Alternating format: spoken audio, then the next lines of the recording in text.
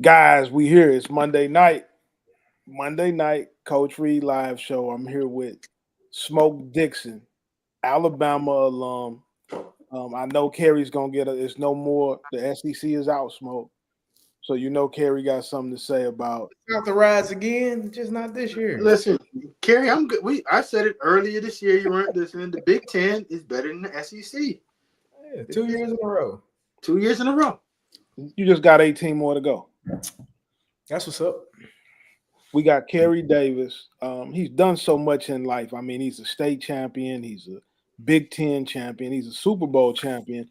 But he's most known for being the number one hater of the SEC in all football that's played below the Mason-Dixon line. He hates it, right?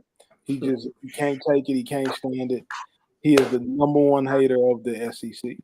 Hey, so, guys, something, baby. Listen to this, man. I got a wild call today, and I got a couple calls on it.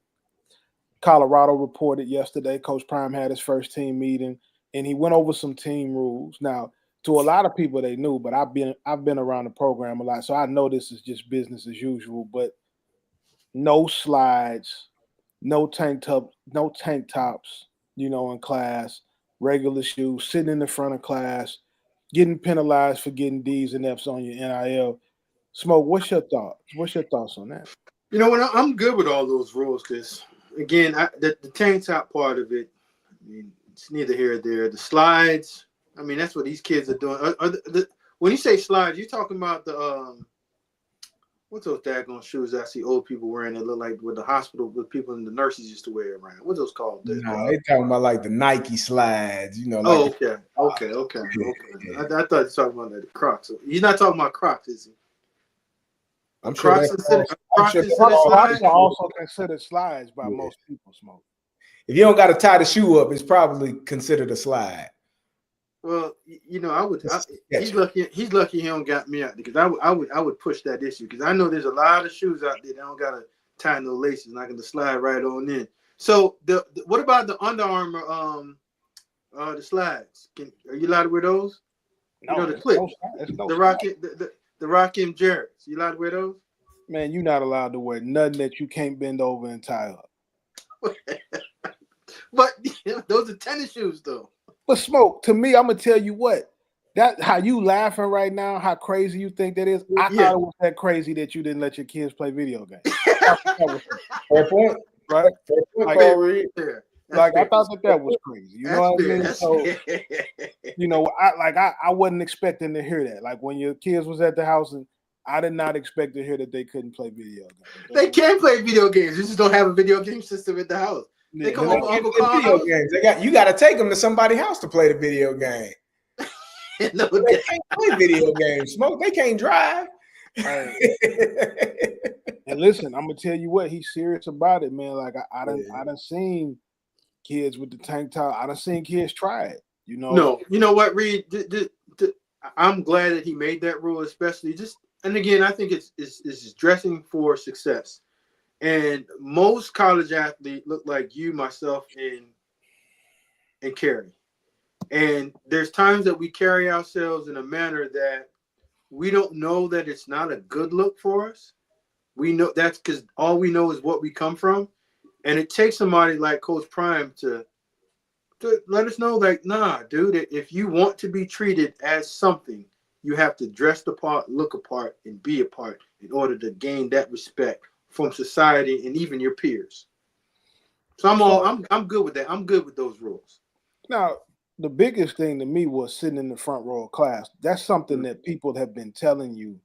I mean, they were telling us that back when we played. Do you think that in this day and age, right, it's still hard to get kids to do that, to really understand the importance of it? It is, just because I think there's the lack and the care factor of education within the athletic world in itself. Because if you're willing to talk transfer portal and you're willing to talk NIL, Reed, when you transfer, all them hours don't transfer over with you, and they don't go with you. So there's a chance that you might be going from two schools and you might be putting yourself back a year or so in terms of graduating. and not even graduating at all. So to me, it's just refreshing that he's still looking at these college football players and college athletes as still respectable students, knowing that there's only 1% that's going to be able to play in the NFL, and the rest of the 99 is going to be able to go out into the rest of the world and work. And when you go out in the world and work, we all have to have on a uniform. If you're a policeman, you're a fireman, if you're a businessman, we all have to put something on. So the earlier you learn how to do that and to conduct yourself and to dress in a professional way and to sit in the front and be attentive, take notes, make sure that the teacher knows that you're there and you're there on time. So if you're sitting in the front row, there's a couple of things that you can't do, Reed. You can't go in late. You can't go in on time. You got to be early. So he's setting the precedent there already, and they don't even know what he's setting them up for. So, I mean, hats off to Prime for that one, man. Because a lot of people probably look down at that and probably start laughing. I made a joke of it earlier of it just because I was trying to be funny, but I'm glad my college head coaches held me accountable to going to class just so I can graduate. Because if I didn't go to class, Coach Cheese had me out there running with TJ at 5 in the morning. I did not want to do that. Well, you know, smoking the SEC, man. I mean, especially back when you played. I mean, how hard was the work, really? You know, did they even have crayon sharpeners back then? Remember, we used to have the crayon sharpeners when we were growing up. They didn't do nothing but coloring books back then. You know? Hey, Reed, I actually did schoolwork. I'm just saying. I mean, I'm not like carrying the Big Ten, the Ivy League of the North. Man.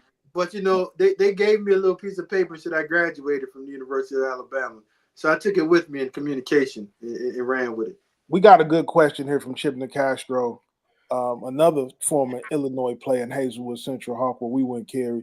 How do these kids transfer and every year stay compliant after transferring?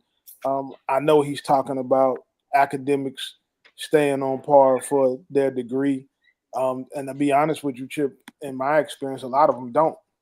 You know, it's easier when they're going to a school or two, but when you start getting up to school 3, school 4, some kids are on school 5, it can become really, really difficult because at some point you got to get out of the electives, you got to get into major classes, you have your GPA starts to become a factor. So you're dealing with a lot of coaches that are trying to find ways to keep guys eligible.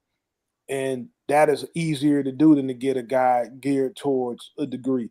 And so a lot of these kids are getting in those situations, Chip, where we got guys playing 4, 5, 6 years of college football. Stetson Bennett, and I mean, he was at Georgia the whole time. He didn't jump around, but there's been a lot of players who have played for that extended period of time, and they're not on a degree track. Well, Reed, you know, the crazy thing is most of these kids that do transfer over, they don't even know where they're at academically. And when I was working at Maryland, when I get the transcript and I shoot it to my guy Pooch, and we're like, Pooch, you got to make this thing happen. I mean, you got to make magic work for the most of it. And it's easier if you transfer it from in-state schools because most of the time the grades and the credit hours transfer over. But if you're going out of state, if you're going, say, from Vanderbilt to Georgia Tech, it might work. But if you're going from Alabama to daggone Michigan, yeah, and you want to say I'm graduating in communication might be 70 hours at Michigan, and it might be only 50 at Bama.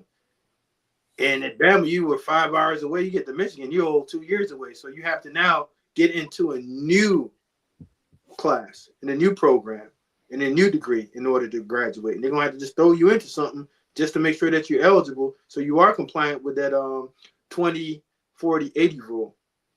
I think the most important thing, number one, we've talked about this in the past, is being realistic with yourself about who you are and where you are. Are you a guy that's going to play on Sundays? Are you a guy that is going to be playing in the UFL or you know, something like that? Who are you? Or are you done after your collegiate career is over? And having a real conversation, have real people around you. We all have aspirations. We all had aspirations to play at the next level, but that's not everybody's course. That's not everybody's path. So I know the compliance teams for each university work their butts off to try to make sure that they get the kids in school, make sure that the credits are transferring properly, and that they are not too far behind. I know that that's usually the goal when they do get a new student enrolling or transferring in. But like you said, Smoke, it's not always that clear cut to make it happen. Sometimes the student athletes don't have to do more hours at a new place, or maybe the place that they left from prepared them well enough and they got less things that they got to take. So if that's the case, you are in a good shape. But, it's all about making sure that all those people, it's a bunch of people that work at football offices and work at the facility and work with the compliance team and the academic part of it to make sure that you are in line and in good shape when you do transfer and when they do transfer in and out. But I did want to go back real quick to the Dion comment about the tank tops and the slides. I coached high school for 6 years, and we had, a bunch of our kids wore do-rags. And that's just something for me. I grew up in a military household. My mama was Army Reserve 20 plus years, and there's a certain way you do things. You leave this house a certain way, and there's a certain way you don't leave this house. I don't have no problem with you wearing a do-rag, but when you're in the house, that's cool. But when you leave, no, sir.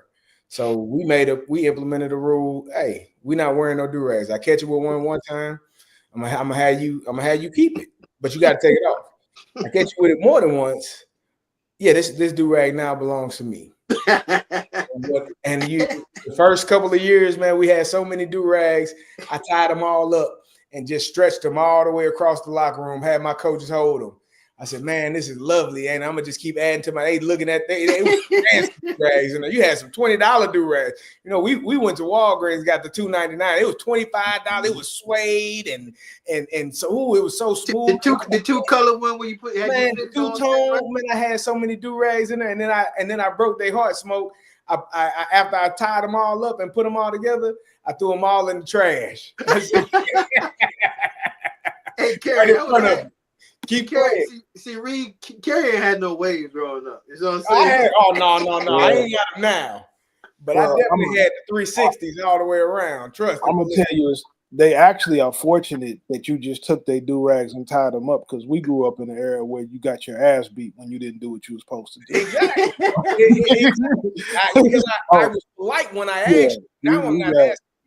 So with him telling them, and I do agree, it's the dress for success, man. Mm-hmm. You can't come into this place of, it's not a place of business, but it's a place of learning. You come in here, put a shirt on, man, put some shoes on. And so when they talk about the slides, for me, it's also a hazard. You ain't got no ankle support. I don't need my starting receiver turning his ankle because he got dang on slides on.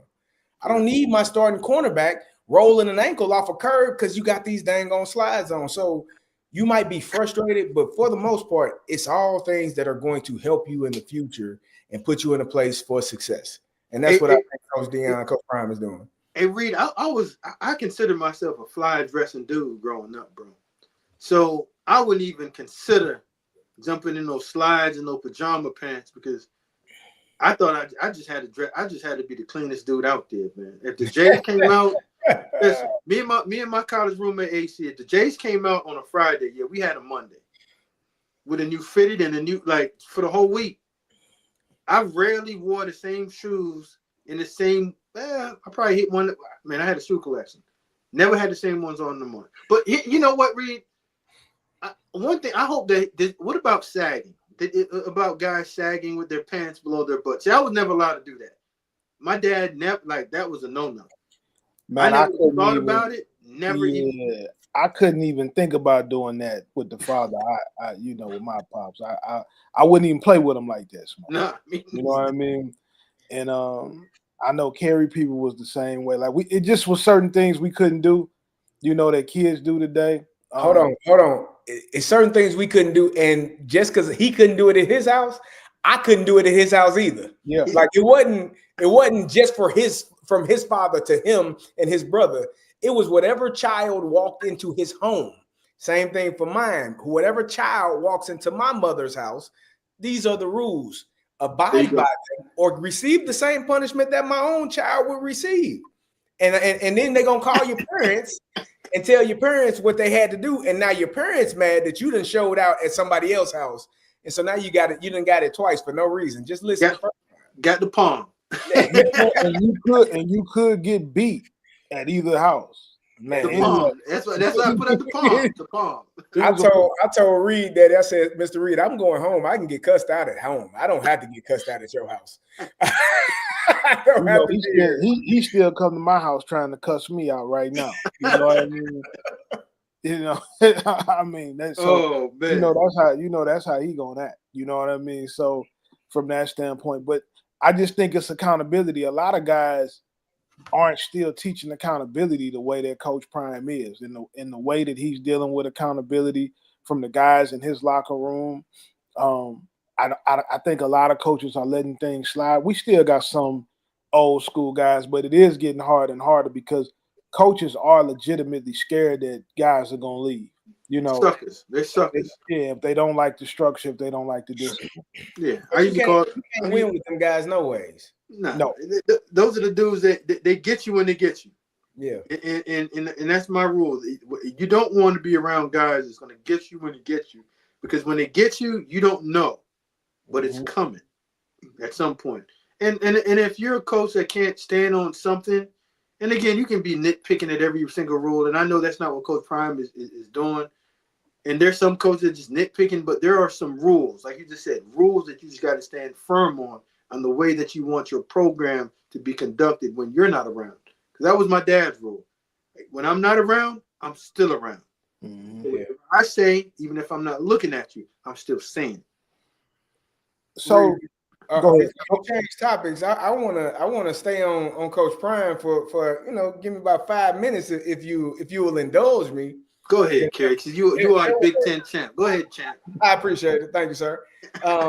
There's been some reports. I mean, the Dallas Cowboys are one of the most, I guess, esteemed franchises, most known franchises in America, not just for football, but all the professional sports. And there have been some reports, some words about Coach Prime possibly. The Cowboys just fired their head coach, or they parted ways. They didn't fire him. They couldn't. They mutually agreed to contract expired. Yeah, to part from one another. Now let's not run this back. Coach Prime played for the old Cowboys, won a championship there. Is there any talk to him potentially becoming the next head coach for the Dallas Cowboys? Well, man, I talked to him today. I called him because obviously my phone was blowing up and he was in Boulder, Colorado. So the staff that he's put together, just hiring Coach Swayze, legendary strength coach from the University of Miami. Big time. I mean, in my opinion, Smoke, wouldn't you agree he's one of the greatest strength coaches of all time? Big time. And another major hire that he just made for his staff. I'll let him tell it when he's ready, but he just made another incredible hire from his staff. I don't see a scenario where he's going to the NFL, with the pieces of the puzzle that he's putting together. And he's definitely not working like somebody that's leaving and taking another job. And right now, I'm not in Dallas. I think that if he was going, all the important people would be there to report on it, would be there to, to see what was going on, so I know it's a lot of stuff on the internet right now, in terms of what he's going to do or whatever moves he's going to make. He's obviously had the success to be able to do that if he wanted to do that. But right now, I would just say that it's all rumors on the internet right now, Kerry. Kerry, you know what? Reed don't want to play devil's advocate, so let you and I play devil's advocate and let Reed sit out, because Reed knows way more than you and I do about that whole scenario. So in order not to get him and his good friend Prime's business out there, you and I can have this conversation. The guy over there in the glasses ain't there. We don't wear glasses. All right, so let's play this scenario out that he does go to Dallas. And in order to go to Dallas, I know that he said he'd love to continually coach his sons. And I'm not saying sons. And there's a scenario where the Cowboys could trade a Dak Prescott. That depending on what team is out there that's willing to jump in there, that has a lot of money, don't have a quarterback right now that's picking within the top 4. I would say the New York Giants could be a team. And say they flip-flop with them, and he has his chance to trade and get Shador. Shiloh, no one's beating up the bank to go get Shiloh, so he can pick Shiloh up whenever he wants. So Shiloh and Shedeur could be in Dallas. And like you said, the Dallas Cowboys are like the New York Yankees in baseball. Like everyone would love an opportunity to coach the Cowboys. And I know that that's probably not on Coach Prime's mind right now, but I'm pretty sure if Jerry came to him and said, hey, listen, we're going to give you 6 years, $54 million, and an opportunity to draft both of your sons and to go back in a tax-free state, and you can wear as many Cowboy hats as you want to. I'll be the general manager, and you can come back and be a Cowboy. I'm pretty sure Boulder can't hold that, Reed. Well, 6 years, $54 million, kind of low. 6 years for $54 million is kind of low, Smoke. Hey, Jerry got an empty checkbook. Jerry can come a little stronger than 6 years, $54 million. So Miko got 6 for 48 2 years ago. So what do you think? Gruden got 10 for 100, if I'm not mistaken, some years ago. But again, that's to me, I'm not locking myself into a 10-year, $100 million contract just because I know that every year it changes. What's 6 times 9, Carl? 54.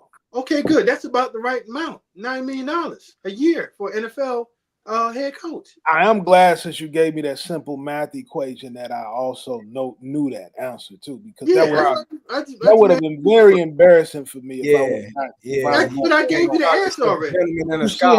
You see how quick I was with that math problem, though. Can I give a quick shout out to my guy Kendall Simmons, Super Bowl champion, my former teammate, offensive line coach at Middle Tennessee. I love you, bro. That's my guy. They let me on here. I don't know why they keep letting me back, Kendall. They keep letting me back, but they must love me here too, right, Reed? Y'all got to have the number one hater for the SEC. So let's play out another one, Kerry. Another one that I'm hearing rumblings of. Vegas Raiders. Yeah, I don't see that one. I know Antonio Pierce. For me, just hold tight. Go ahead. Let me play it out for you. You just said Gruden got 10 for 100. Mm-hmm. Money ain't a problem.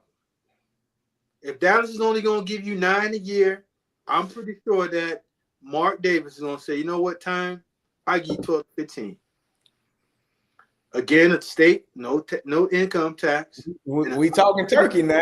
An opportunity to draft your son and coach your son, and also go out and get the general manager that you desire to get. And if we're being honest, Smoke, that's probably more likely because I think with the Cowboys, you trading away Dak Prescott, who is right now he's the highest paid quarterback per year, right? What team is going to take on that salary? What team is going to want to, no knock against Dak, but he's probably, you paid as the top player, but you're not the top quarterback in the NFL in this moment. You missed the vast majority of the year. You have had a couple of injuries that have cost you time throughout your career. And I think it's going to be extremely difficult to move Dak in a trade unless you losing a lot as well going forward. So I think what I'm saying to you is, owners don't have a cap. So a lot of that money could be reallocated and restructured into a signing bonus. And you can get that contract down as much as you want to and just go ahead and say, hey, Dak, we're going to front load and give you this money on the front end. But all right, so check this out. If you're the Tennessee Titans, all right, Dak Prescott and Shedeur Sanders are the same. Dak Prescott is just an older version of what Shedeur Sanders' ceiling is going to be. That's my opinion. Shedeur Sanders' ceiling is Dak Prescott. A top 10 quarterback in the NFL, not the best. That's fine. I feel like that's low. Okay, and that's not against that. Let me ask you a question. Do you believe that within 5 years, Shedeur Sanders will finish second runner-up in the MVP in the NFL? I think where's he at? Because that matters. Right. So it matters. Who is he throwing? I'm just saying who's blocking for him? Dak Prescott, pound for pound, year in, year out, is a top 10 quarterback in the NFL.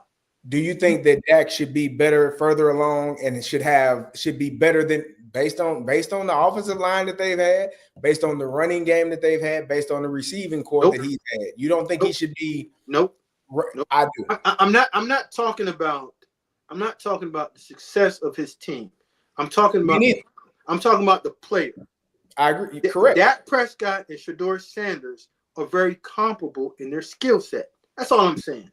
And if you're put Dak Prescott on a team that does not have one of the best offensive lines, which most people regarded as having the best offensive line there for 3, 4, 5-year run. Last year, he didn't have the best offensive line Not last year, but during his tenure as a quarterback in Dallas, there have been arguments that he has had the best offensive line. Now, they usually talk about it in terms of the running game when Ezekiel Elliott was having the success he was having. But Dak is also benefiting from that as well. And right. the receiving core. Yeah, and Kerry, hasn't Dak Prescott won 14, 12 games and won the NFC East? Yeah. Yeah, so that's what I'm saying. So that's not whenever someone says he's as good as a top 10 quarterback, it's like, oh, no, it's a knock. It's not a knock. That's just what he is. He's not a top tier franchise player. Mm-hmm. Kirk Cousins, Dak Prescott, Sam Darnold, like just flip those guys up. Just don't put them in the top 5.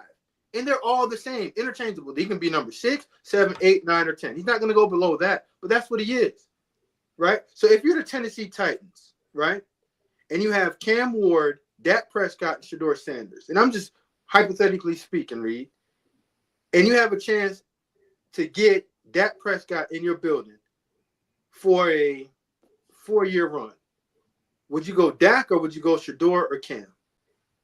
And you can trade that pick.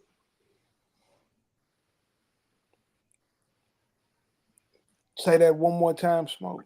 You have an opportunity to trade with the Cowboys for Dak Prescott for that first overall pick. Mm-hmm. They said Prime goes to Dallas to get the first overall pick and pick his son. If you're the Tennessee general manager and owner, would you trade the first pick for Dak Prescott and a chance to eat some of that money in Dallas? No, I'm probably not gonna make that trade. I feel like I need too many pieces. With Dak, so your offensive line is solid. Just give me a heads up. You have Calvin Ridley. The Tennessee Titans offensive line is solid. Yeah. They got some solid pieces. Okay. They drafted, but they're solid. They're solid. You don't have like quarterback make offensive line. Everyone wants to say Dallas offensive line has been great for no. The years that Dak played really well. 2 years ago when he had the MVP and led the league in passing yards and touchdown, that offensive line wasn't great. He also led the league in interceptions one year and didn't play in all the games. It's a part of it when you're a quarterback like that. You're going to throw something. Brett Favre led the NFL. They've thrown the most interceptions in NFL history. No one's going to say Brett Favre's a bum. Nah, I'm never going to say that. Right. I like my quarterbacks that don't throw picks to the other team. Agreed, but I'm just saying, so if you're Cleveland, Cleveland has what the third overall pick? Second overall pick. Would you take Shedeur or Cam if you're Cleveland, or would you have an opportunity to get Dak? I'm gonna take Shedeur, and I'm gonna tell you what else. Go ahead. I have a very firm source that say one of those teams that's drafting very early wants Shedeur so bad they're unwilling to trade the pick, regardless of what's going on with Prime. They're completely unwilling to trade it. They cover him that much. I have a firm source on that. You just upset one of our viewers, Smoke. Kendall say, hell no, he don't agree with that. The quarterback doesn't make the offensive line coach at Middle Tennessee State University. Yeah, so Kendall, I respect you so much that what you're saying, I'm not going to disagree. But like I tell people all the time, sack is not an offensive line stat. That's a quarterback. Not always. That's a quarterback. A sack can be on anybody on that offense. It can be on the quarterback. It can be on the quarterback. It can be on the receiver. It can be on the running back. Quarterback. It depends on the scheme and who didn't do their job properly. Did the receiver not look hot and know the ball was coming? Quarterback had to hold it. Did the offensive line not slide to the right guy? Did the running back not pick up the right guy? Did the quarterback not throw hot when it was an unblocked rusher? So, hey Kerry, if I told you had a Mack truck that was going to come hit you in your face and you had the ball in your hand, all you had to do was throw the ball out of your hand and not get hit. Is that the offensive line's problem? Hey, he make it sound so simple, don't he, bro? Yeah, I don't know what. Listen, did the line not block the correct person? Listen, Get the ball out. Because let me tell you why. Because there are times as a quarterback when you expect that blindside rusher to be blocked because you accounted for him and somebody messed up. The running back didn't know he had to go over there and pick him up. The offensive line. You talking about the running back next to you that you should see? The running back next to you, so you should see flash across your face. And if you don't see that flash, you didn't go that way. You might be over there lined up. I know. Hey, one thing Smoke gonna do is he's gonna make offensive line play. He's gonna make offensive line play sound. That's crazy. As hell. He's really a hater of the O-line. No, I'm not. I'm not. I'm just telling you that a sack is a quarterback stat. Just like interceptions aren't all quarterback stats. That's a combination of the receiver. But the sack, I believe, should be a quarterback stat. Because listen, all right, Kerry. All right, listen. All right, here we go. What happens when the quarterback holds the daggone ball too long? He get hit. Good, but that's a sack. Is that on the quarterback or the offensive line? That's on the quarterback, and it could be on the receivers for not getting open. Listen. Let me ask you this. Talk to me.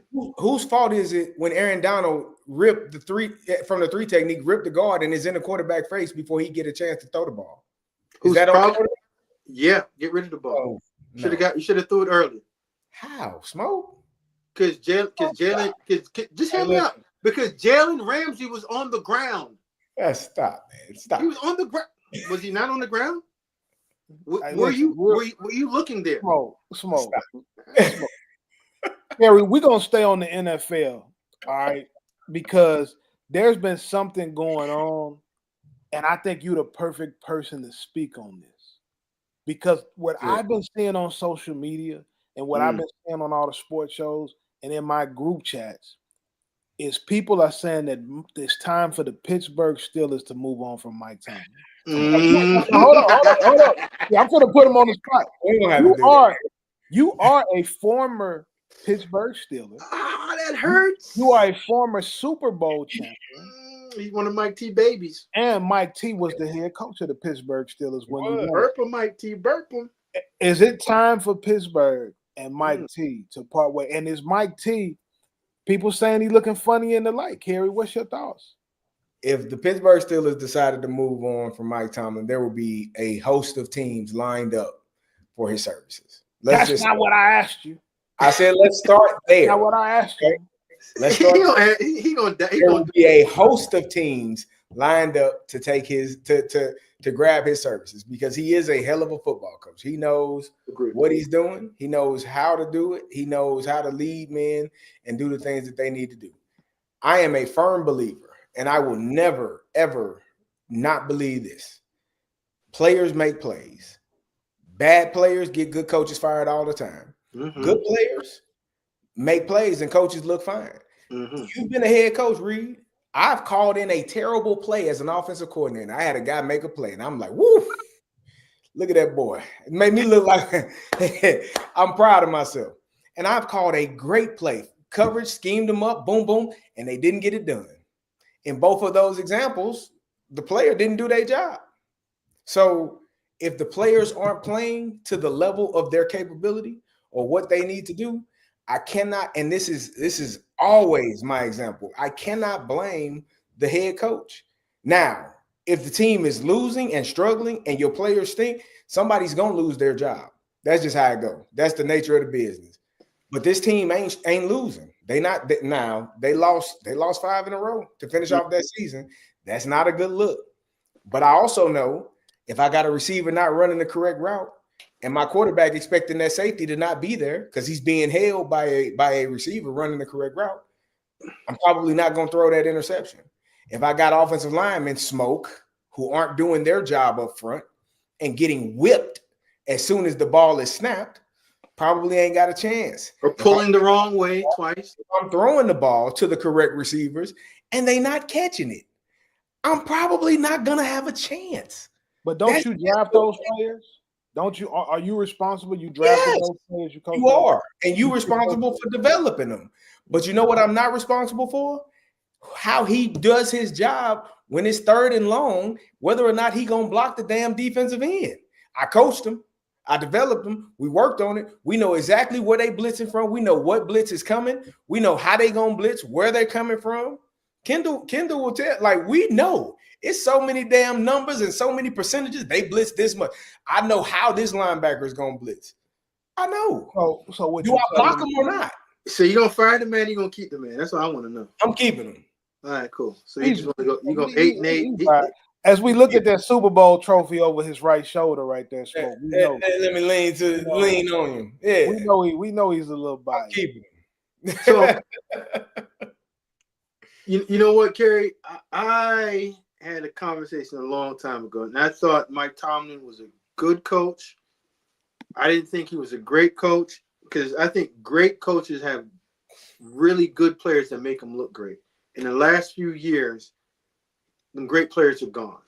Now, here's when I thought I knew not that on the defensive side. Let's be clear, because they got some guys on the defense. Now, I don't know how you gave up 299 yards rushing, because that is not Pittsburgh Steelers football. But on the defensive side, they got some guys. They got J.J. Watt, TJ.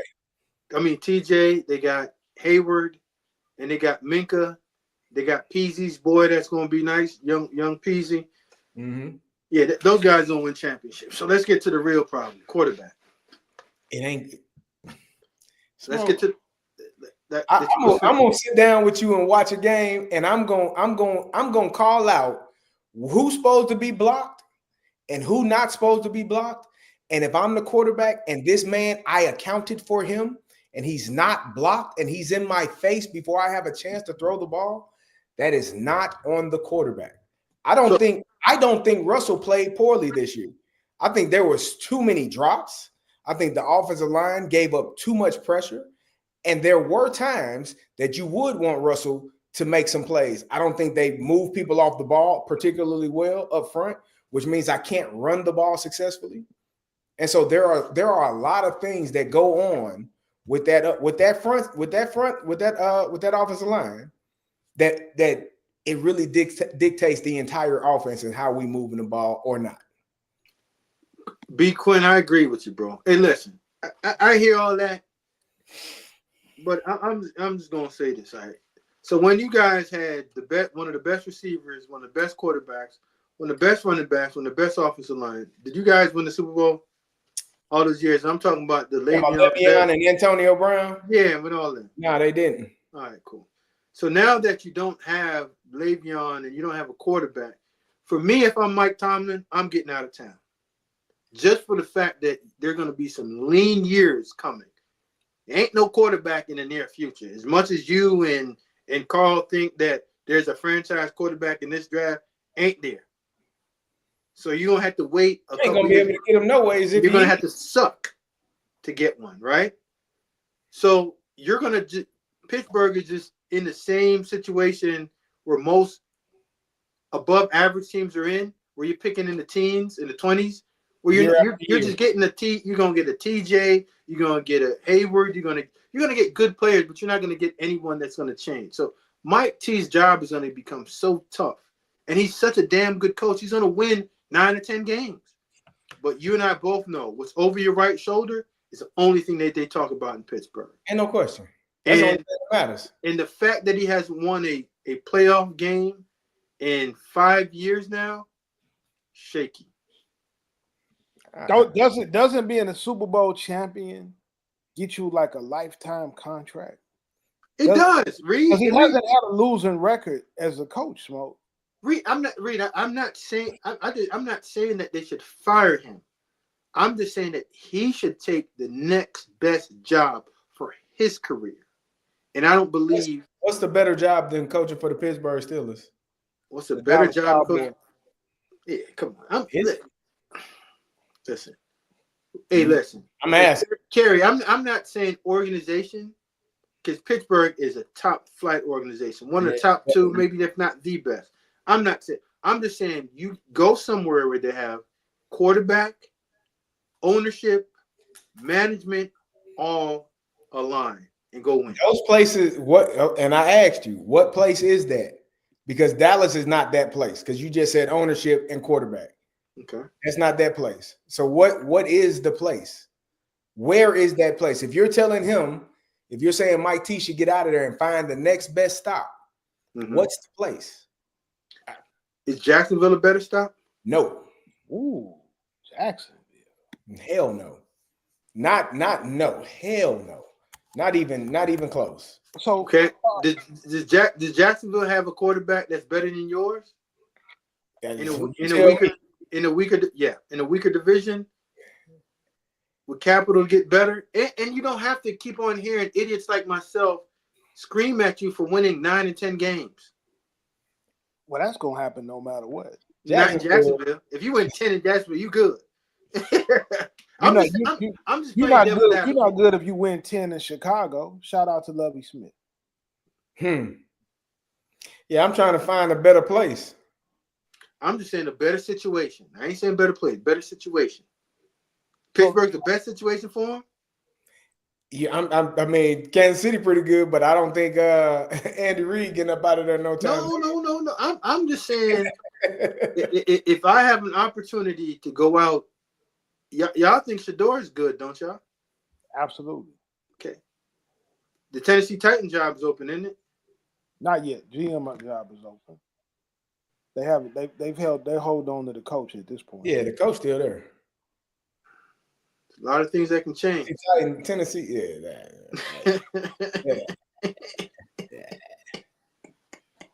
So listen, let's talk some more playoff football. Kerry, I thought you was gonna dance around it. You got into it a little bit, Kerry.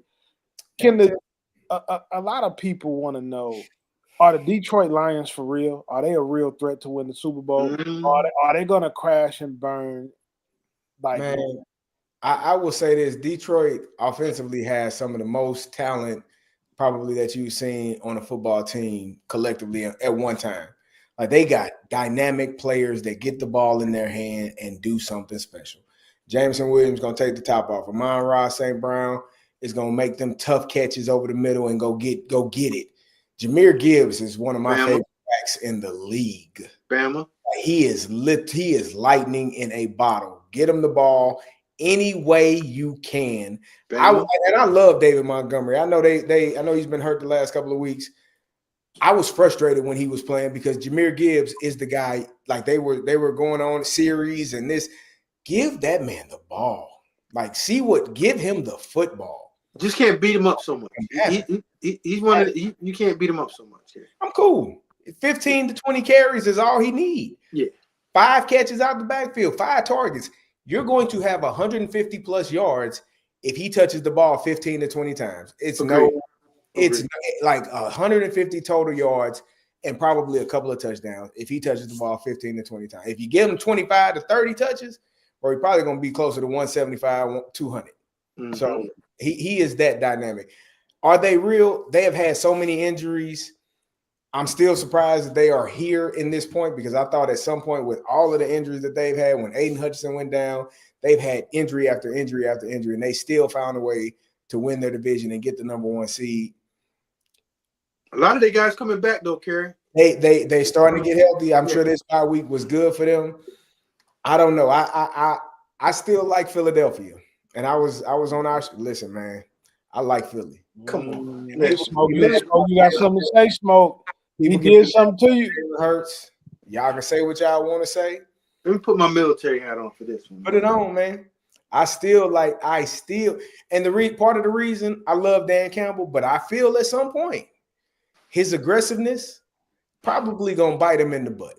Yeah, you don't like all that. You don't like all that going forward on 4th down. Nah, he don't mind it, but you can't do it. You can't be egregious. This guy play by the book. They go by the book. And you see that behind me? Where is that? You see that behind me? You get 6 of them by playing by the book. Yeah, Ben Roethlisberger. Yeah, I got you. Our audience wants to know, who are your picks for the Super Bowl? Who do you two guys think? Who are our Super Bowl teams that meet in the Super Bowl? You go ahead, Smoke. Who you got? You know what, Kerry? In the NFC, dang, I'm gonna say Detroit. Okay. I just don't have any confidence in Jalen Hurts.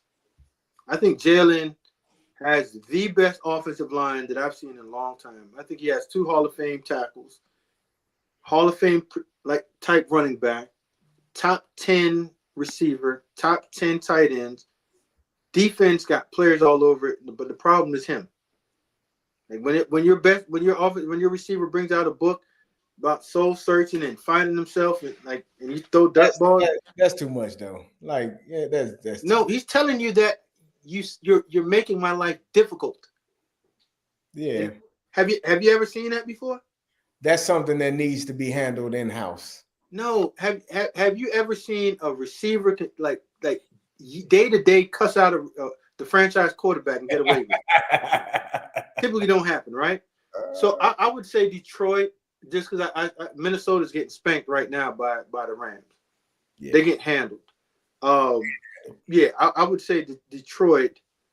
The Rams. No, I would say Detroit because they have home field advantage. And in the AFC, God, I don't want to go against my Bills, but it's tough. I got Kansas City again. And I got Kansas City winning it all. I'm gonna give you my AFC championship game, and then I'm gonna tell you, and my NFC championship game, and I'm gonna tell you who playing in both in the Super Bowl. So on the NFC side, I told you I got Philly and I got Detroit, right?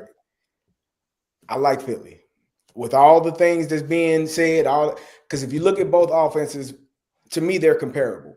You might like Jared Goff more than you like Jalen Hurts. That's your preference, but the offenses are comparable. Mm-hmm. You're talking about receivers, 2 tackles, running back. Yeah, there you go. Running back, they got 2 of them in Detroit. Mm-hmm. Philly only need 1. Mm-hmm. That boy different. Mm-hmm. I think the difference is the defense. I think defensive wise, Philly has gotten much better in terms of, like, a couple of years ago, they led the league in sacks when they made it to the Super Bowl.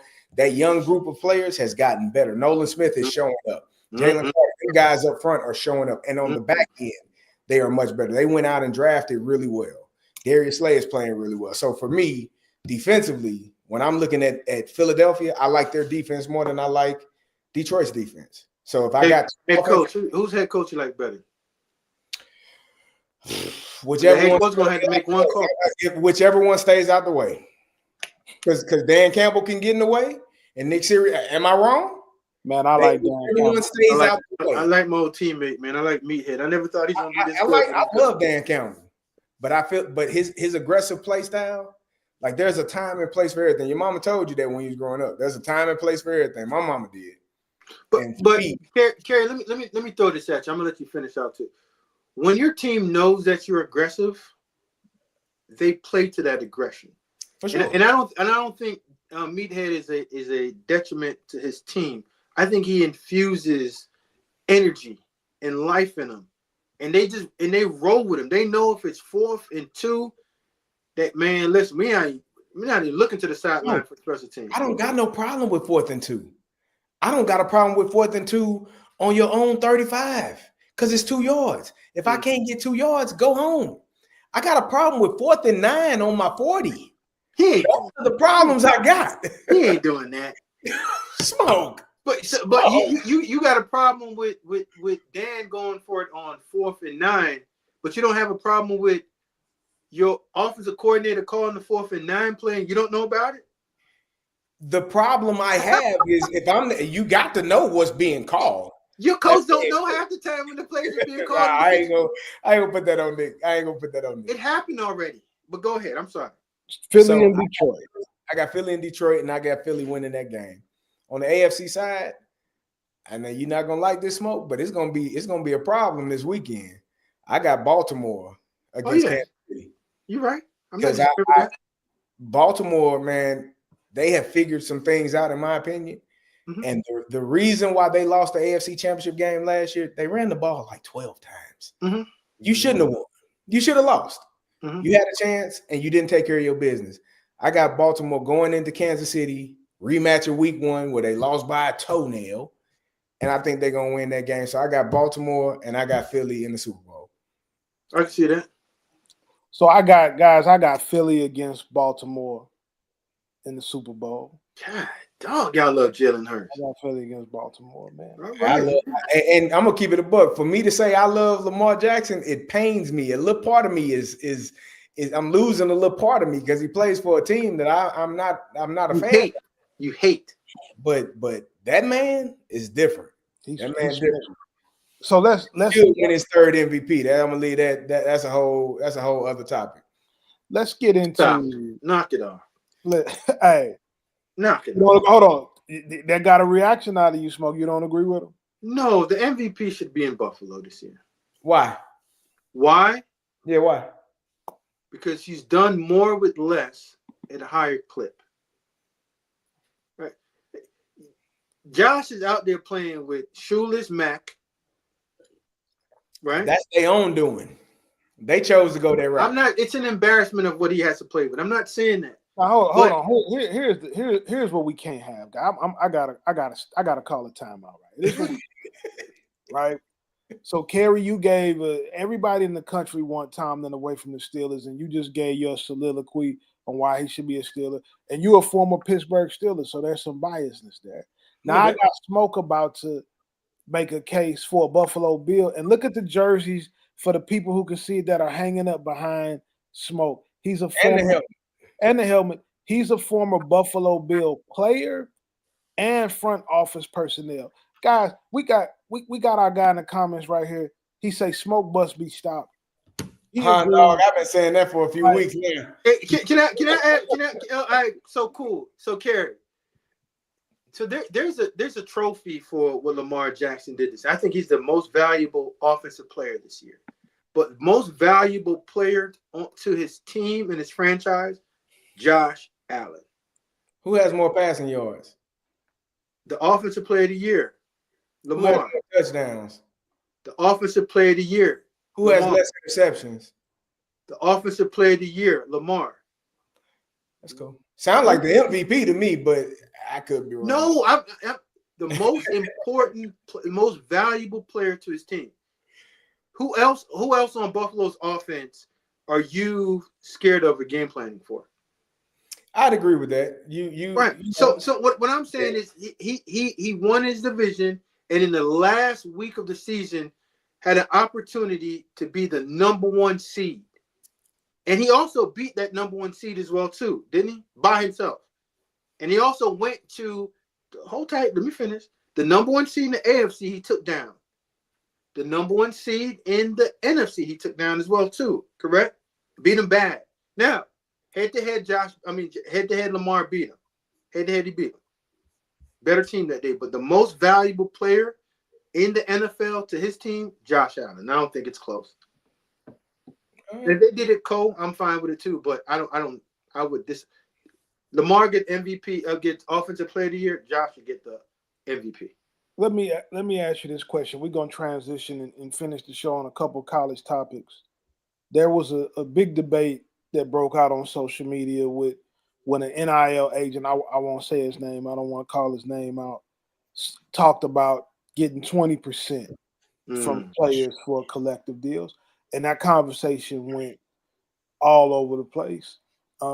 Smoke, do you think that 20% is excessive for a collective deal? Yeah, it's a marketing deal. Everybody knows that. That's 20% marketing deal. Well, we gotta say. So I want to stop real quick. When you say everybody knows that, we know that because we football people, but the kids don't know that. So, so let's educate them. So I'm gonna educate you. That's a marketing deal. When you get a marketing deal, that means the agent has to go out there and find that deal for you. And that's a lot of legwork and a lot of brutal work that they have to do, staying up a lot of hours. But for an NIL deal, man, that's a cakewalk. That's you going out and saying, you're playing.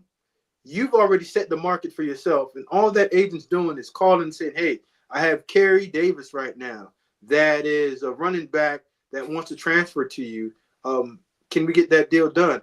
And that happy-go-lucky coach is so happy. He's like, we can get Kerry? He can start. What do you want? $750. Okay, we'll give you $750 this year, and that's it. There's no structure into the deal. There's no legwork that he had to do in the deal. All he had to do was pick his phone up, because as soon as you enter the portal, somebody called, or you got placed in the portal, and you did all that work. So for me, I would give these agents between 3 and 1 to 4%. That's it, and they better be happy that I'm giving them that much. Because in the NFL, Reed, the first contract for first rounders, 1.5. Because those agents know that they didn't do a lot of the legwork. All they're doing is paying for training and giving you some pocket money until the draft rolls around. And they should be happy to get that on the next contract now, where they have to do the work and structure the contract. Then they can pick up what is you guys now get the 4.5 to 5%, correct? So 20%. Wow, 4.5 to 5 now. It ain't 3% no more. It's 3. Okay, it's 3. I thought so. Yeah, it's 3. Kerry, what's your thoughts on the 20% for the collective? It's crazy. It's really taking advantage of people that don't know any better. Like you don't know, like Smoke said, everybody know, but everybody might not know. Like we know 10 to 20% on the marketing deal. Yeah, you went out, you called this company, you want them to work with your player and you put in the legwork. And so they want to offer you $1 million to do something. Yeah, you're going to get your percentage. They want to offer you $100,000, you're going to get your 20%. But like you said, Smoke, if I'm just calling and saying, hey, my kid getting in the portal, that number is you kind of, there's not a whole lot of work that needs to be done for that. I mean, he don't even really have to call and say, I mean, maybe the legwork is putting a few teams against one another. Hey, I got $500K from this school. You gonna offer $550? You just did it right there. You just right. negotiated. There you go. So it's not a whole lot going on for these young people. But I think if you have no clue, you got to find people to talk to and ask them and get some help. Because I think in anything you do, you should always have multiple people that you talk to compare prices. Okay, this agency offering, they want 20%. Can I get an agency that's going to take 15%? I got one to take 15. Okay, what about one to take 10? 10, okay. How bad you want them? Because 5% of 100,000 is more than 20% of nothing. I think what you got to be careful of that, though. Sometimes just because somebody's willing to go super cheap doesn't mean they're going to do you a good job. Because I agree with that too. Because, Smoke, these contracts have gotten a lot more detailed than they were when we first started NIL. So there has to be some agent work. 20% on a collective deal, I do believe is excessive. I would go 3 to 5. I think 3 to 5 is fair because there is legal work that has to be done. And there are circumstances in which the agent is the person that is negotiating with the collective and doing that. I think 20% is excessive. Now, we have to educate the viewers on where the 20% number comes from, because that is what is typically the fee for marketing deals. That's you got a Nike deal or a Gatorade deal, or you got a commercial with State Farm. Legitimate marketing deals, 20% is typically the fee for that, but a collective deal is not a marketing deal in 20%. That does seem to be, Reed, I had a agent hit me up the other day, certified NFL agent. It said he would rather do NIL deals than actually NFL contract because he's making more money on NIL deals than he would ever make on an NFL structured contract. Yeah, that's why you have so many people trying to get in the space, and the barrier to entry is not the same. You don't have to take an agent test. You don't have to have a license. That's why everybody's trying to get a piece of that collective NIL pie. I know a guy that I know pretty well. I mean, he's become a millionaire in the last 18 months because of his work on, and he's doing a good job, for his clients. But you want to make sure that guys aren't just going with an agent because they're charging them the least amount of money. My thing is going to always be to go with an agent that is that's respected, that has an incredible, impeccable reputation because they've had guys in the NFL, they've done a lot of deals, they've done a lot of contract work. I think you got to be leery of anybody who doesn't have those kind of experiences because for the most part, the big time agents, a lot of them aren't even charging kids on collective deals because they thinking more, NFL situation. So Reed, with these, NIL agents, and I've had my run-ins with them. Are they doing the same as most agents will do? If I call you on a Friday and I got my family that need to show up to a game, are they taking care of the tickets and all the hotel arrangements and all that other stuff? So it's different in college because in college kids get an allotment of tickets. In the pros, you got to pay for your family's tickets. A lot of people don't know that. Right. So if when Kerry was playing at Illinois, if I wanted to go to the game, or when you was playing at Bama, if I wanted to come to the game, y'all can just put me on y'all pass list and I can come to the game. But when you guys were NFL players, if I wanted, you had to buy my ticket or I had to buy it myself. You got 2 complimentary tickets. Everything you got 2, and then you had to figure out the rest. On the road, you had to purchase your ticket. Okay. But I'm still saying, if I had my mom, my sisters, and my cousin that needed to get put up in a hotel, get them transportation from A to B, is that a part of that 20% that I'm paying you as a fee to be my agent? I mean, it depends on the agent. Most agents don't have that type of money. Most of the guys that are dealing with that don't have the kind of money to front load it like that. But that's what I'm saying. So you ain't getting 20% if that, because that's what I'm looking for. I'm just not looking for you to structure this deal. You work for me. Well, even from my standpoint, Smoke, I wouldn't pay you 20% so you give my mom a hotel. I could just give my mom a hotel. No. I'm not saying get my mom a hotel. I'm just saying take care of that so I don't have to worry about it. You don't have to do it. Right? Because that's the space that I'm in. I just paid you 20% for a fee to represent me.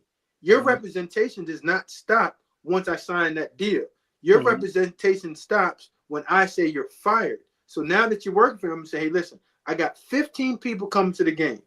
And they got to get hotels, and they got to have A, B, C, and D, and I'll see you after the game. Smoke, if you call me and tell me you got 15 people coming to the game, I may not talk to you again. I don't care about that. I can take care of the tickets, but they got to have something to eat, a place to eat, a place to rest their head. I just signed a $750,000 deal. And you got 20% of that. And you young players, listen to me for a second. Go ahead. Let them listen Smoke and Kerry done talked enough. Number one, you shouldn't even be talking to 15 people, right? You shouldn't even have. You shouldn't be talking. I got 5 sisters, Reed. You shouldn't even have 15 friends, right? You shouldn't, and you'll learn that as you get older in your life, right? But you definitely shouldn't be paying for 15 people's expenses to go anywhere that you need to go. I got $750. Why can't I? You can. You won't have it long. But I got an agency that shit. You haven't paid the agent yet. You haven't paid your taxes yet. You haven't paid your financial advisor yet.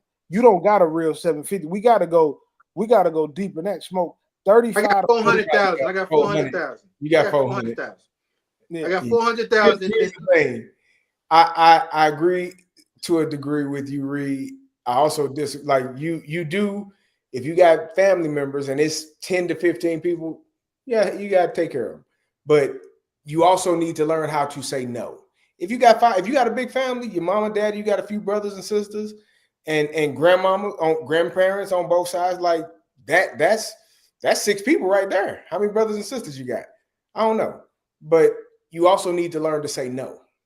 And you need to learn to say no early. Granny will be just fine watching the game on ESPN. I don't think y'all are understanding what Smoke is saying. I'm saying, you just told me that these contracts are getting more extensive and reading. What am I paying you that percentage for? If you work for me, you shouldn't be paying 20%. So what am I paying? What am I paying you the 5% for? Just negotiate my deal? Nothing else? Gotta negotiate it, the legality of it. So you mean to tell me you want the agent to take care of your family on 5% of the money, but you got 95% of the money? I never said anything about you paying for anything. I just said make sure that you get this done for me, and whatever the tab is, I'll tab it out. But I shouldn't be worried about. Oh, that's fine. Yeah, well, that's what I'm saying. Yeah, that's what I'm saying. That's what I'm saying. I ain't saying pay for it. I never once said that. I said handle that. But I'm going to also call you and tell you, hey, you don't need these 15 people here, bro. Hey, They got like, and I'm gonna also call you and tell you that the reason why I wake up at 3 and 4 in the morning to work out is just so I can do that. So please don't tell me. I'm gonna tell you to wake up at 6. Okay. Take care of a little. I'm gonna tell you, don't tell me how to spend my money. Yeah, You're an agent. You look work for me. Look up a little less. Hey, take care of a little less people. Wake up at 6. Don't wake up at 6. Right? Because you don't need all of these people asking you for money. You know, No, they're not gonna ask, but I got it. If I'm in the hometown, yeah, Reed, I roll heavy, man. I got a big family. They can come to home games, not away games. No, it ain't coming. Away games they gotta watch on TV. Right? but honestly, Reed, I'm very curious to know what's being taken care of with the percentage that these agents. Oh yeah, I mean, like what am I paying for? Am I just paying for you to read over the contract and make a few phone calls for me? I mean, in a full service, if you're in a full service situation, right? Mm-hmm. If you're with a full service agency, they should be handling logistically your business, your schedule. It's more to it. It's not just we do a contract once a year. You got all kind of things that should be getting taken care of from a full service standpoint. So since we're educating them, Reed, give them a quick little snippet of what an agency, a full service agency, should be taking care of when you are paying that 5 to 10% or whatever percentage that these kids are paying. Number one, all your scheduling, where you have to be, because so when you get what a lot of guys don't realize, when you get collective money or the collective gives you money, they're not just giving you money. You have to do something. You have to sign autographs. You have to make appearances. You have to go speak. You have to you got to help old ladies across the street. Whatever you have to do in that contract, and your agent needs to spell that out for you and make sure that your schedule is put together in a way where you understand where you need to be every single day and what time you need to be there. Because if you're in violation or if they're giving you $10,000 a month and you were supposed to sign 10 autographs and make 5 appearances that week, and you don't, and you make 2 appearances and sign 5 autographs, they can withhold your money or they can penalize you. You be in default of the contract. So you have to educate guys on how they can default on their contract as well. And so it's your job to stay on top of them, and your office's job to stay on top of them to make sure that everything is being taken care of for them in that capacity. That's just an example. And you need a financial advisor, because all these guys got to realize 30 to 40% of that money that you're getting is going to be taxed. You know, so you need to have a plan for how you're going to handle that as well. LLC, S corp, all of that. Put your mama on payroll. Put your daddy on payroll. Put people on payroll. Cut some taxes out, man. If maybe some people can put their mom and their daddy on there. Some people, mama and daddy, don't need to be on there. So that's another conversation for another day. Right? Don't be in my DMs talking about Reed said don't listen to my mama. Don't, you know. I ain't say that. Let's put them on payroll. If they're gonna ask for money, put them on the payroll so you can get some of that taxes. Kendall brought up a good point right here. He said he knows players that understand the terms and still refuse to fulfill their part. Well, they're not gonna get their money. They're gonna get violated. And those are the kind of guys that end up going in the transfer portal and they say they were wronged in some kind of way, right? They're not getting paid. Or they're not getting paid or something happened to them. I do want to address this comment, and then we're going to close it out with one last thing. The kids are only entering the portal because the agents are trying to make more money. Yep. I bet 95% of the kids hitting the portal is because the agent, not the kid. The kid doesn't even think of going in the portal. Once the agent tells you, hey, this school is offering us $150K more, we go in the portal. Well, that's not true. This is just not a true statement. The numbers are probably incorrect, but sometimes, I mean, you know, the numbers are way correct. Yeah. These kids are thinking about getting in the portal because they know what's available. And they know what's available, and they want money. But the biggest number of kids are going in the portal is the coach pushing them into the portal. Right. The coaches basically cutting down their roster to make room. Guys haven't performed. Those are the biggest percentage of kids that end up in the portal. And some of them kids want to be in the portal. They want to play. They don't feel like sitting around and waiting on their turn. They don't like. I hate feeling like the old man, back in my day. But it was a different time. We ain't had no choice. You had to wait, or you had to go to a lower level. If you were at an FBS school and you wanted to transfer, you had to sit out a year, or you had to go play at the FCS level. And you had to call your parents and ask, was it okay for you to do something different? We grew up. You know what, Reed?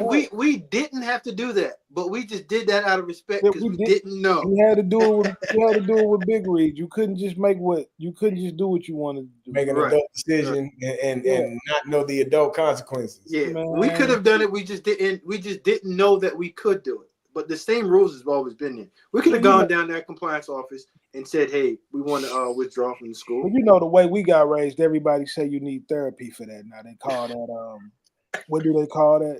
It's mental trauma. Yeah, they call it trauma. The way we got raised, they say you got trauma and you need a therapist. Reed, with that comment, I think all three parties can be true. I think there's times that coaches push you in. There's times that agents do call these kids and push them in. Yeah. And say, hey, listen. And there's times that, like you said, Kerry, that you don't want to play the backup role for 2 years because you feel like your skill set, you can start somewhere. And at some point you can. Right. But it's a dirty game when you jump out there in the cold water and you didn't know that you're going to get hypothermia when you jump in. Let's talk about it. And there's another part that, kind of goes under the radar. You got coaches calling and reaching out to kids, telling them to get in the portal. Mm-hmm. Right. Yeah. Or reaching out to someone they know to tell the kid to get in the portal. Mm-hmm. I got a bag for him. So, it's a lot of different things going on that's happening. Jim Moore Jr. mentioned that a couple of weeks ago, said he knows he knows that some people have been reaching out to his kids. So can't do nothing about it, Jim. The game is happening as well. But I will tell the players this, because in all the things we talk about, whether it's NIL, whether it's transfer portal, the thing that gets the loss the most to me that kids don't recognize is, man, you got to play some damn good football at some point. At the end of the day, when you be able to play, when you move around and you get your money, you get your little car, you get the keys to your condo, you go shoot your commercials and your IG videos. At some point, right? You gotta go see Kerry. You gotta go play some good football. Right? You gotta go see Kerry. You gotta line it up, dog. Like, bro, what are you doing? Like, all right, you got your money, right? Do you play on football? Or you just is the 5 technique just gonna beat you every play, bro? We gave you $1 million. Hey, Carl, he gotta come see you with the bullhorn and you pulling on. You gotta do something. We gave you $600,000. Do you plan on getting a sack? Right? Do you at all? Or do you just want to do TikTok videos? We paid you $750,000 to play corner, and you can't guard anybody. Oh, you get beat and you lose your confidence and you're done. So here's what's gonna happen. Guess what? They're gonna stop paying you, bro. They're gonna just stop playing you. Like I'm just telling you, at some point they're gonna expect you to be a good football player. And you should think, because do you think you're just gonna wake up one day and be in the NFL and be in the National Football League? Yes. Hey, Reed. So, yes. Quick story. The way that the Bama locker room was set up was set up in numerical order. So, I was number 4, obviously. So, you had to pass my locker to get to yours. And there was a young freshman that came in there that I knew that he got some cash. And the first couple of days, he didn't look apart like they was getting paid. And every day he used to walk by, give him a look and say, hey, listen, young fella, you're going to have to come see me every single day. Mm-hmm. And I'm going to make your life hell. Because if they gave you that much, you're going to have to play. And it's my job to toughen your tail up. Because if I don't play, we're not going to get paid. And I just put it on them every day, bro. We got too many guys who don't want to play. But I'm going to tell you what. We got 2 teams left who do want to play. Ohio State and Notre Dame, right? Kerry, I know who you going with because it'll just make the he's gonna be unbearable if Ohio State wins the national championship. Now I got a call today to appear on one of my good friends' shows. They got a Notre Dame show, and I gotta go show them some love. The Lucky Lefty podcast. I'm gonna get on this week. Malik Zaire and Sean Davis's show, and I'm gonna go on there because they got a bunch of St. Louis kids. They got Jeremiah Love. They got best running back in college football. They got Christian Gray. They've got Aeneas Williams from Hannibal, Missouri. They loaded with St. Louis kids. The kid Gabriel is Gabriel is from St. Louis. Gabriel's a St. Louis kid. So guess what, Kerry? Notre Dame, Ohio State. Who you with, Kerry? Are you with St. Louis or are you with the Big Ten?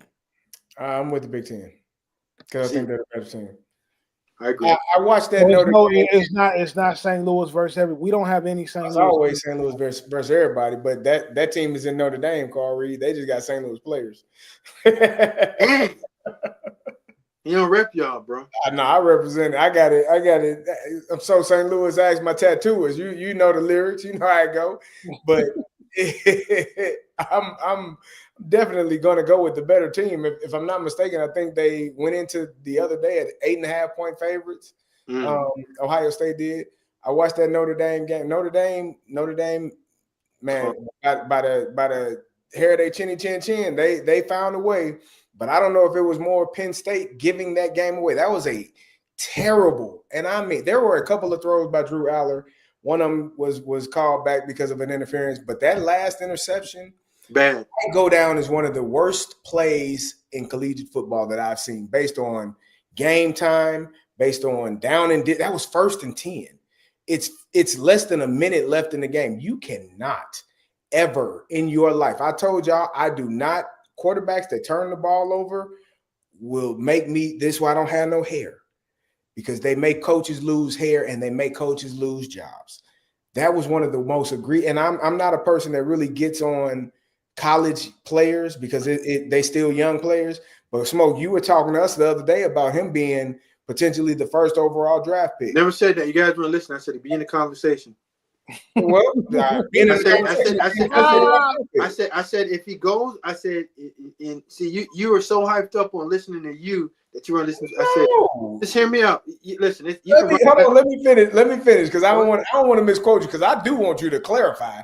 But I thought I heard you say he's in the conversation if he came out to be the number 1 draft pick. But I could be wrong. I remember that's what you said too. I'm gonna roll the tape. No, but roll it back, and I'll explain. I would love for you to run the tape back. But either way, that was one of the worst throws I've ever seen, based on what's on the line, 1st down in your own territory, turning that ball over, and the fact that you had that play and the play where your cornerback falls down and gets beat, and they go score a touchdown. You're up with a chance to seal the game. Like, it was just too many things that Penn State didn't do to win that game, to give that game away.